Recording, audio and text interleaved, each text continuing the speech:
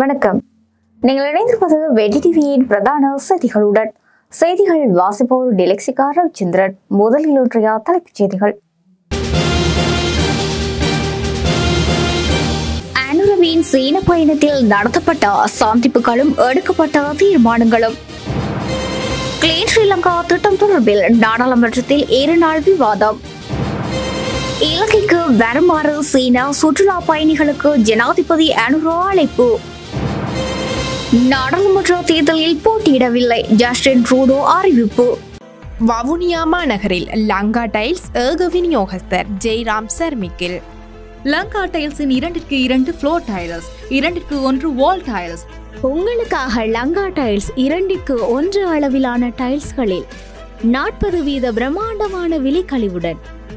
அதேபோன்று லங்கா டைல்ஸின் 2க்கு 2 டைல்ஸ்கள் 40% பெரும் விலைக்கழிவுடன் பெற்றுக்கொள்ள நாட வேண்டிய ஒரே இடம் ஜெய்ராம் சர்மிக். இலக்கம் 7 முதலாம் குறுக்கு தெரு, வவுனியா. தொடர்புகளுக்கு 07718534778. மாபெரும் விலைக்கழிவு. தொடர்பட இலங்கை செய்திகள். ஜனாதிபதி அனுரகுமார திசாநாயக்க கடந்த 14ஆம் தேதி முதல் 17ஆம் தேதி வரையில் சீனாவுக்கு மேற்கொண்ட 4 நாள் அரசுமுறை பயணத்தில் பல்வேறு உடன்பாடுகள் எட்டப்பட்டுள்ளதுடன் இரு நாடுகளுக்கும் இடையிலான பொருளாதாரம், வர்த்தகம், சுற்றுலாத்துறை மற்றும் கலாச்சார தொடர்புகளை வலுப்படுத்தவும் இணக்கப்பாடுகள் எட்டப்பட்டுள்ளன. குறிப்பாக ஹம்பாந்தோட்டை துறைமுகத்தில் எண்ணெய் சுத்திகரிப்பு நிலையம் ஒன்றை அமைக்க 3.7 பில்லியன் அமெரிக்க டாலர்களை முதலீடு மேற்கொள்ளும் ஒப்பந்தம் ஒன்று இரு நாடுகளுக்கும் இடையில் கைச்சாத்திடப்பட்டுள்ளது. இந்த ஒப்பந்தத்தின் பிரகாரம் சீனா மேற்கொள்ளும் 3.7 பில்லியன் டாலர் முதலீடானது இலங்கை வரலாற்றில் சீனா மேற்கொள்ள உள்ள பாரிய முதலீடாகும். இதற்கு முன்பு போர்ட் சிட்டி, ஹம்பாந்தோட்டை துறைமுகம், தாமரை தடாகம் என பல முதலீடுகள் சீனாவால் மேற்கொள்ளப்பட்ட போதிலும் ஒரே தடவையில் மேற்கொள்ளும் பாரிய முதலீடாக 3.7 பில்லியன் அமையுள்ளது. ஜனாதிபதி அனுரகுமார திசாநாயக்கவின் சீன பயணம் தொடர்பில் இரு நாடுகளும் இணைந்து வெளியிடப்பட்டுள்ள கூட்ட அறிக்கையில் இது வெளியிடப்பட்டுள்ளது. நாடாளுமன்றம் எதிர்வரும் 21ஆம் தேதி முதல் 24ஆம் தேதி வரையில் கூடுகிறது. சபாநாயகர் வைத்தியர் கலாநிதி ஜகத் விக்ரமரத்ன தலைமையில் கடந்த 10ஆம் தேதி கூடிய நாடாளுமன்ற அலுவல்கள் பற்றிய குழு கூட்டத்திலேயே தீர்மானம் எடுக்கப்பட்டுள்ளது. அதற்கமைய ஜனவரி 21ஆம் தேதி செவ்வாய்க்கிழமை காலை 9:30 முதல் காலை 10 மணி வரையில் நிலையியல் கட்டளை 22இல் குறிப்பிடப்பட்டுள்ள 1 முதல் 6 வரையான நாடாளுமன்ற அலுவலுக்கு நேரம் ஒதுக்கப்பட்டுள்ளது. இதனையடுத்து காலை 10 மணி முதல் முற்பகல் 11 மணி வரையில் வாய்மூல விடைக்கான வினாக்களுக்கு நேரம் ஒதுக்கப்பட்டுள்ளது. முற்பகல் 11 தொடக்கம் 11:30 வரையில் நிலையியல் கட்டளை 27இன் கீழ் கேள்வி நேரம் ஒதுக்கப்பட்டுள்ளது. அதன்பின் முற்பகல் 11:30 முதல் மாலை 5:30 வரையில் ஆளும் கட்சியினால் கொண்டுவரப்படும் கிளீன் ஸ்ரீலங்கா திட்டம் தொடர்பான சபை ஒத்திவைப்பு விவாதம் நடைபெற்று 22ஆம் தேதி புதன்கிழமை 2வது நாள் விவாதத்துக்காக ஒத்திவைக்கப்பட்டுள்ளதாக தீர்மானிக்கப்பட்டுள்ளது. ஜனவரி 22ஆம் தேதி புதன்கிழமை காலை 9:30 முதல் காலை 10 மணி வரையில் நிலையில் கட்டளை 22இல் குறிப்பிடப்பட்டுள்ள 1 தொடக்கம் 6 வரையிலான நாடாளுமன்ற அலுவல்களுக்கு நேரம் ஒதுக்கப்பட்டுள்ளது. காலை 10 மணி தொடக்கம் 11 மணி வரையிலான வாய்மூல விடைக்கான வினாக்களுக்கு நேரம் ஒதுக்கப்பட்டுள்ளது. முற்பகல் 11 மணி தொடக்கம் 11:30 வரையில் நிலையில் கட்டளை 27இன் கீழ் கேள்விக்கு நேரம் ஒதுக்கப்பட்டுள்ளது. அதையடுத்து முற்பகல் 11:30 முதல் மாலை 5:30 வரையில் ஆளும் கட்சியால் கொண்டுவரப்படும் கிளீன் ஸ்ரீலங்கா திட்டம் தொடர்பான சபை ஒத்திவைப்பு விவாதம் 2வது நாளாகவும் இடம்பெறும். ஜனவரி 23ஆம் தேதி வியாழக்கிழமை காலை 9:30 முதல் காலை 10 மணி வரையில் நிலையில் கட்டளையின் 22இல் குறிப்பிடப்பட்டுள்ள 1 முதல் 6 வரையான நாடாளுமன்ற அலுவல்களுக்கு நேரம் ஒதுக்கப்பட்டுள்ளது. அதையடுத்து காலை 10 மணி தொடக்கம் 11 மணி வரையில் வாய்மூல விடைக்கான வினாக்களுக்கு நேரம் ஒதுக்கப்பட்டுள்ளது. முற்பகல் 11 மணி தொடக்கம் 11:30 வரையில் நிலையில் கட்டளை 27இன் கீழ் கேள்வி நேரம் ஒதுக்கப்பட்டுள்ளது. அதனையடுத்து முற்பகல் 11:30 தொடக்கம் பிற்பகல் 3:30 வரையில் இறக்குமதி மற்றும் ஏற்றுமதி சட்டத்தின் கீழ் 2413 கீழ் 37ஆம் இலக்க வர்த்தமானியில் வெளியிடப்பட்டுள்ள ஒழுங்கு விதி செயல்நுட்ப அபிவிருத்தி கருத்திட்டங்களின் சட்டத்தின் கீழ் 2399 கீழ் 16ஆம் இலக்க வர்த்தமானியில் வெளியிடப்பட்ட அறிவித்தல் இறக்குமதி மற்றும் ஏற்றுமதி சட்டத்தின் கீழ் 2384 கீழ் 35ஆம் இலக்க வர்த்தமானியில் வெளியிடப்பட்டுள்ள ஒழுங்கு விதிகள் துறைமுகங்கள் மற்றும் விமான நிலைய அபிவிருத்தி அறவீட்டு சட்டத்தின் கீழ் 2377 கீழ் 39ஆம் இலக்க வர்த்தமானியில் வெளியிடப்பட்டுள்ள கட்டளை என்பன விவாதத்துக்கு எடுத்துக் கொள்ளப்பட உள்ளன. அதனையடுத்து பிற்பகல் 3:30 முதல் மாலை 5:30 வரையில் எதிர்க்கட்சியினால் கொண்டுவரப்படும் பிரேரணைக்கமைய சபை ஒத்திவைப்பு விவாதத்தை நடத்துவதற்கு இதன்போது இணக்கம் தெரிவிக்கப்பட்டுள்ளது. ஜனவரி 24ஆம் தேதி வெள்ளிக்கிழமை மறைந்த முன்னாள் நாடாளுமன்ற உறுப்பினர்கள் தொடர்பாக அனுதாப பிரேரணைக்கு முழு நாளும் ஒதுக்கப்பட்டுள்ளது. அதற்கமைய மறைந்த முன்னாள் நாடாளுமன்ற உறுப்பினர்களான ஆர் சம்பந்தன், ருக்மன் சேனாநாயக்கா, ரெஜினோல் பெரேரா, ஸ்ரீநாள் தாமல்ட் மற்றும் முகமது இலியாஸ் ஆகியோர் தொடர்பான அனுதாப பிரேரணைக்காக அன்றைய தினம் காலை 9:30 முதல் மாலை 5:30 வரையில் நேரம் ஒதுக்குவதற்கு தீர்மானிக்கப்பட்டது. எதிர்வரும் பெரும்போகத்தில் நெல் கொள்முதல் செய்வதற்கு வசதியான உட்கட்டமைப்பு வசதிகளை மேம்படுத்தும் பொருட்டு நெல் சந்தைப்படுத்தல் தொடர்பில் ஜனாதிபதி அனுரகுமார திசாநாயக்கா பாதுகாப்பு அமைச்சுக்கு அறிவுரை வழங்கியுள்ளார். இதன்போது நெல் சந்தைப்படுத்தல் சபை மற்றும் சதோசா நிறுவனத்துக்கு சொந்தமான களஞ்சிய சாலைகளை புதுப்பிப்பதற்கு தேவையான முப்படைகளின் உதவிகளை பெற்றுக் கொள்ளுமாறு அறிவுறுத்தல் விடுக்கப்பட்டுள்ளது. இந்த மாத இறுதிக்குள் பெரும்போக நெல் கொள்முதல் நடவடிக்கைகள் ஆரம்பமாவதற்கு முன்பு களஞ்சிய சாலைகளின் புதுப்பித்தல் பணிகளை நிறைவுறுத்த தேவையான உதவிகளை வழங்கவும் அவற்றின் தேவையான பாதுகாப்பை வழங்கவும் பாதுகாப்பு அமைச்சு இணக்கம் தெரிவித்துள்ளது. சீனாவுக்கு 4 நாள் உத்தியோகபூர்வ விஜயம் மேற்கொண்டுள்ள ஜனாதிபதி அனுரகுமார திசாநாயக்கவுக்கும் சிச்சுவான் மாகாண சீன கம்யூனிஸ்ட் கட்சி செயலாளருக்கும் இடையிலான சந்திப்பு இன்று காலை இடம்பெற்றது. வரலாற்று மற்றும் கலாச்சார பாரம்பரியத்தை பாதுகாத்து அபிவிருத்தியின் ஒளியலை கண்டுள்ள சிச்சுவான் மாகாணத்தின் செங்டு நகர் சீனாவின் மகிழ்ச்சியான மக்களை கொண்ட நகரங்களில் ஒன்றாக முன்னணி இடத்தை பிடித்துள்ளது. பொருளாதார அபிவிருத்தியில் முன்னணியில் இருக்கும் சிச்சுவான் மாகாணத்துக்கும் இலங்கைக்கும் இடையிலான பொருளாதாரம், வர்த்தகம், கலாச்சாரம், சுற்றுலாத்துறை மட்டுமின்றி அரசுகளுக்கு இடையிலான உறவுகளை பலப்படுத்துவது மற்றும் அவற்றை புதிய நிலைக்கு உயர்த்துவது இது குறித்து இந்த சந்திப்பில் விரிவாக ஆராயப்பட்டது. எரிசக்தி உட்பட பல துறைகளில் சிச்சுவான் மாகாணம் அடைந்துள்ள சாதனையை இலங்கையுடன் பகிர்ந்து கொள்ளுமாறு மாகாண செயலாளருக்கு ஜனாதிபதி அழைப்பு விடுத்தார். இலங்கை தற்போது பொருளாதார ரீதியாக ஸ்திரமடைந்து வருவதாகவும் வெளிப்படையான ஆட்சியின் கீழ் முதலீட்டுக்கு மிகவும் சாதகமான சூழல் தற்போது நாட்டில் இருப்பதாகவும் ஜனாதிபதி கூறினார். இலங்கை தற்போது அரசியலில் ஒரு திருப்பு முனையில் இருப்பதாக சுட்டிக்காட்டிய ஜனாதிபதி அனுரகுமார திசாநாயக்கா வடக்கு, கிழக்கு, மேற்கு மற்றும் தெற்கு மக்கள் ஒன்றிணைந்த 3/2 பெரும்பான்மையை வழங்கி தற்போதைய அரசாங்கத்தை ஆட்சிக்கு கொண்டு வந்துள்ளதாகவும் அந்த ஆணையின் ஊடாக மக்கள் தங்கள் மீது வைத்திருக்கும் எதிர்பார்ப்புகளையும் முழுமையாக நிறைவேற்ற அரசாங்கம் உறுதி பூண்டுள்ளது என்று ஜனாதிபதி தெரிவித்தார். சீன சுற்றுலா பயணிகளுக்கு இலங்கை ஒரு சிறந்த தளம் என்று கூறிய ஜனாதிபதி அனுரகுமார திசாநாயக்கா சிறந்த விருந்தோம்பலுடன் கூடிய இலங்கைக்கு வருகை தருமாறு சிச்சுவான் மக்களுக்கு அழைப்பு விடுத்தார். வெளிவிவகார, வெளிநாட்டு வேலைவாய்ப்பு மற்றும் சுற்றுலா அமைச்சர் விஜித ஹேரத், போக்குவரத்து, நெடுஞ்சாலைகள், துறைமுகங்கள் மற்றும் சிவில் விமான சேவைகள் அமைச்சர் பிமல் ரத்நாயக்க ஆகியோர் இந்த சந்திப்பில் கலந்து கொண்டனர். மாலைத்தீவு நாட்டின் முன்னாள் ஜனாதிபதி இப்ராஹிம் முகமது சோலி, முன்னாள் ஜனாதிபதிகளான ரணில் விக்ரமசிங்க, மஹிந்த ராஜபக்ஷ மற்றும் கோட்டாபய ராஜபக்ச ஆகியோரை சந்தித்து கலந்துரையாடியுள்ளார். கடந்த 15ஆம் தேதி முன்னாள் ஜனாதிபதி ரணில் விக்ரமசிங்கவை மாலைத்தீவு முன்னாள் ஜனாதிபதி இப்ராஹிம் முகமது சோலி சந்தித்துள்ளார். இதுகுறித்து மாலைத்தீவு முன்னாள் ஜனாதிபதி எக்ஸ் தளத்தில் பதிவிட்டுள்ளார்.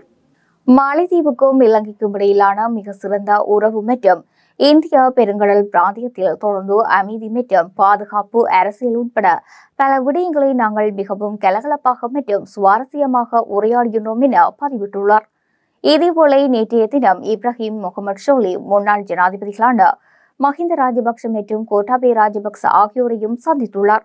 இதன்போது மாலைத்தீவுக்கும் இலங்கைக்கும் இடையிலான விசேட உறவுகள் மற்றும் இந்திய பெருங்கடல் பிராந்தியத்தில் நாம் கூட்டாக எதிர்கொள்ளும் சவால்கள் மற்றும் வாய்ப்புகள் குறித்தும் கலந்துரையாடப்பட்டுள்ளதாக எக்ஸ் தளத்தில் பதிவிட்டுள்ளார். விளக்கமறையில் வைக்கப்பட்டிருந்த தொழிலாளர் மற்றும் வெளிநாட்டு வேலைவாய்ப்பு முன்னாள் அமைச்சர் மனிச நாணயக்காரவின் சகோதரர் திஷர இரோஷன நாணயக்காரவுக்கு இன்று பிணை வழங்கப்பட்டுள்ளது.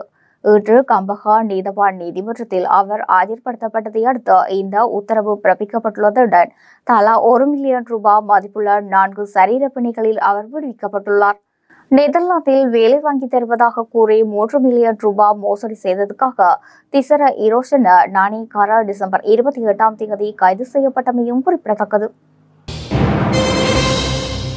தள்ளிப்பளை துர்க்கியம்மன் கோவிலில் நாளைய தினம் நடைபெறவுள்ள தேசிய பொங்கல் விழாவில் கலந்து கொள்வதற்காக கொழும்பில் இருந்து கலை கலாச்சார பண்பாடுகளை பிரதிநிதித்துவம் செய்யும் விசேட குழு ஒன்று யாழ்ப்பாணம் வந்தடைந்துள்ளது. இன்று மதியம் கொழும்பில் இருந்து கடுகதி புகையிரதத்தில் யாழ்ப்பாணம் வந்தடைந்த குறித்த பிரதிநிதிகளை யாழ் புகையிரத நிலையத்தில் யாழ் மாவட்ட நாடாளுமன்ற உறுப்பினர்கள் மற்றும் மாவட்ட அரசு அதிபர் உள்ளிட்ட பிரதிநிதிகள் வரவேற்றனர். தேசிய பொங்கல் நிகழ்வு இம்முறை யாழ்ப்பாணம் தெள்ளிப்பளை துர்க்கியம்மன் ஆலயத்தில் நடைபெற்ற கலை நிகழ்வுகள் தெள்ளிப்பளை யூனியன் கல்லூரியில் நடைபெற ஏற்பாடுகள் செய்யப்பட்டுள்ளன. குறித்த தேசிய தைப்பொங்கல் நிகழ்வு புத்த சாசன மற்றும் கலாச்சார அலுவல்கள் அமைச்சர் கலாநிதி ஹினிதும சுனில் செனவி தலைமையில் நடைபெற உள்ளமையும் குறிப்பிடத்தக்கது. விசேடமாக இன்றைய தினம் நாங்கள் இன்று யாழ்ப்பாணத்திற்கு தென்னிலங்கிலிருந்து வருகை தந்திருக்கிறோம். தேசிய தைப்பொங்கல் விழாவை சிறப்பிப்பதற்காக நாங்கள் வருகை தந்திருக்கிறோம். எனவே இந்த வருகையொட்டி யாழ் மக்கள் ஒரு பலத்த வரவேற்பினையும் அதே போல் அன்பையும் நமக்கு தந்திருக்கிறார்கள். அதற்கு நாங்கள் நன்றியை தெரிவித்துக் கொள்கின்றோம். அதற்கான காரணம்தான் இவ்வளவு காலம் தமிழ் சிங்கள முஸ்லிம் என்று எங்களை பிரித்து வைத்து அரசியல் செய்திருக்கிறார்கள். இலங்கையிலே முதல் முறையாக தெற்கு வடக்கு கிழக்கு மேற்கு அனைத்து எல்லா பாகங்களிலும் தேசிய மக்கள் சக்தி தன்னுடைய அதிகாரத்தை ஸ்திரப்படுத்தியிருக்கின்றது. அந்த வகையிலே யாழ்ப்பாண மக்களும் கடந்த கால ஆட்சி மாற்றத்திலே இந்த முறைமை மாற்றத்திற்கு அதிக கூடிய ஒத்துழைப்பையும் அதே போல ஆதரவையும் வழங்கியிருக்கின்றார்கள். அதற்காக நாங்கள் தேசிய மக்கள் சக்தியின் சார்பாக யாழ் மாவட்ட மக்களுக்கு நன்றியை தெரிவித்துக் கொள்கின்றோம். நாளைய தினம் 18ஆம் தேதி தேசிய தைப்பொங்கல் விழாவானது யாழ்ப்பாணத்திலே தெல்லிப்பளை துர்க்கியம்மன் ஆலயம் ஒன்று நடைபெறுகின்றது. அந்த விழாவை முன்னிட்டு கொழும்பிலிருந்து பெருந்தோட்ட துணை பிரதி அமைச்சர் பிரதீப் அவர்களும் டாக்டர் நஜீத் இந்திக் அவர்களும் இப்பொழுது வந்திருக்கின்றார்கள். அவர்களை வரவேற்றதன் பின்னர் உடனடியாகவே புத்த சாசன கலாச்சார அமைச்சர் மற்றும் துணை பிரதி அமைச்சர் ஆகியோர் வருகை தந்திருக்கின்றார்கள். நாளைய தினம் சிறந்த முறையிலே தேசிய தைப்பொங்கல் நிகழ்வானது யாழ்ப்பாண மக்களுடைய ஆதரவோடு சிறப்பாக கொண்டாடப்பட்டிருக்கின்றது. மட்டக்களப்பு மாவட்டம் கழுதாவளை கடற்கரையில் இன்று மர்ம பொருள் ஒன்று கரையொதுங்கியுள்ளது. இன்றைய தினம் அதிகாலை வேளையில் கடற்கரைக்கு சென்ற மீனவர்கள் தாம் இதுவரையில் அறிந்திராத மர்ம பொருள் ஒன்று கரை ஒதுங்கியுள்ளதை அவதானித்துள்ளதாகவும் பின்னர் அதை கரை சேர்த்து வைத்துள்ளதாகவும் தெரிவிக்கின்றனர். இரும்புலோகத்தில் செய்யப்பட்டு அதன் மேல் பயிரினால் வார்க்கப்பட்டு இளம் நீல நிற கூம்பக வடிவில் அடைக்கப்பட்டுள்ள இப்பொருள் பெரிய அளவில் காணப்படுகின்றது. அதனடியில் 12 டூவா எனும் எழுத்துக்களும் காணப்படுகின்றன. இப்பொருளின் மேற்பகுதியில் சிறிதளவு வளைமுடிச்சு டயர்களும் காணப்படுகின்றன. இது பெரிய கப்பலின் ஒரு பாகமாக இருக்கலாம் என அப்பகுதி மீனவர்கள் தெரிவிப்பதோடு இவ்வாறு மர்ம பொருள் கரை ஒதுங்கியுள்ளமை தொடர்பில் கடற்படைக்கு தாம் அறிவித்துள்ளதாகவும் அப்பகுதி மீனவர்கள் தெரிவிக்கின்றனர். சொண்டிக்குளம் கடற்கரை பகுதியில் இனம் தெரியாத மர்ம பொருள் ஒன்று கடற்படையினரால் மீட்கப்பட்டுள்ளது. அதில் சிங்களம், தமிழ், ஆங்கிலம் ஆகிய 3 மொழிகளிலும் எழுதப்பட்டுள்ளது.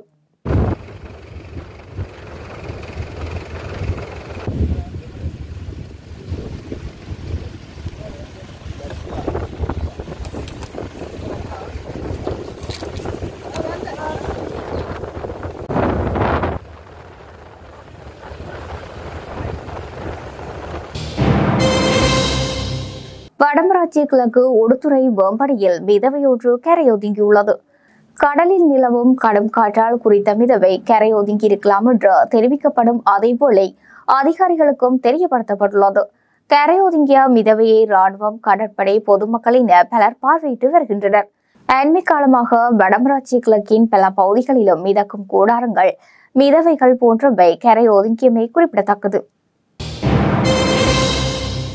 தொடர்பான உலகச் செய்திகள். கனடாவில் கனடாவில் விரைவில் நடைபெறவுள்ள நாடாளுமன்ற தேர்தலில் போட்டியிட மாட்டேன் என பிரதமர் ஜஸ்டின் ட்ரூடோ தெரிவித்துள்ளார். அரசியலில் இருந்து ஓய்வு பெற்ற பின்னர் என்ன செய்வது என்பது தொடர்பில் இன்னமும் முடிவெடுக்கவில்லை என்று அவர் கூறியுள்ளார். கனடா பிரதமராக இருந்து வருபவர் ஜஸ்டின் ட்ரூடோ கட்சிக்குள் ஏற்பட்ட கடும் எதிர்ப்பு காரணமாக கட்சி தலைவர் பதவியிலிருந்து விலகப் போவதாக அறிவித்த அவர் பிரதமர் பதவியில் இருந்து விலகுவதாகவும் அறிவித்தார். புதிய பிரதமர் தேர்வு செய்யப்படும் வரையில் பதவியில் நீடிப்பேன் என தெரிவித்திருந்தார். கட்சி விதிப்படி தலைவராக இருப்பவரே பிரதமராக பதவியேற்க முடியும். இதையடுத்து புதிய தலைவரை தேர்வு செய்வதற்கான பணிகளும் நடந்து வருகின்றன. இந்நிலையில் கனடா பிரதமர் ஜஸ்டின் ட்ரூடோ செய்தியாளர்களை சந்தித்த போது நாடாளுமன்ற தேர்தலில் போட்டியிட போவதில்லை என முடிவெடுத்துள்ளேன். அரசியலில் இருந்து ஓய்வு பெற்ற பின்னர் அடுத்து என்ன செய்வது என முடிவு செய்யவில்லை. அதற்கு நேரமும் இல்லை. தற்போது கனடா மக்கள் அளித்த பணிகளை நிறைவேற்றுவதில் கவனம் செலுத்தி வருகின்றேன் என்றார். கடந்த ஆண்டில் மட்டும் 360 பத்திரிகையாளர்கள் சிறையில் அடைக்கப்பட்டுள்ளதாக நியூயார்க்கை மையமாக கொண்டு செயல்படும் சிபிஜே என்ற அமைப்பு தகவல் வெளியிட்டுள்ளது. உலகம் முழுவதும் பத்திரிகையாளர்கள் பல்வேறு விடயங்களுக்காக எழுதி வருகின்றனர்.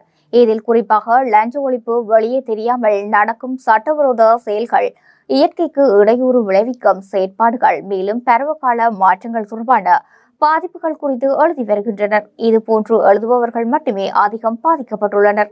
உலகில் அதிகபட்சமாக சீனா, ஆஸ்திரேலியா, மியான்மர் நாட்டில் முறையே 50, 43, 55 பேர் அவர்கள் செய்த பணி தொடர்பாக சிறையில் அடைக்கப்பட்டுள்ளனர். சீனாவில் பத்திரிகையாளர்கள் பலர் சிறையில் அடைக்கப்பட்டாலும் அதை வெளியே அறிய விடாமல் அந்நாட்டு அரசு கவனமாக கையாள்கிறது.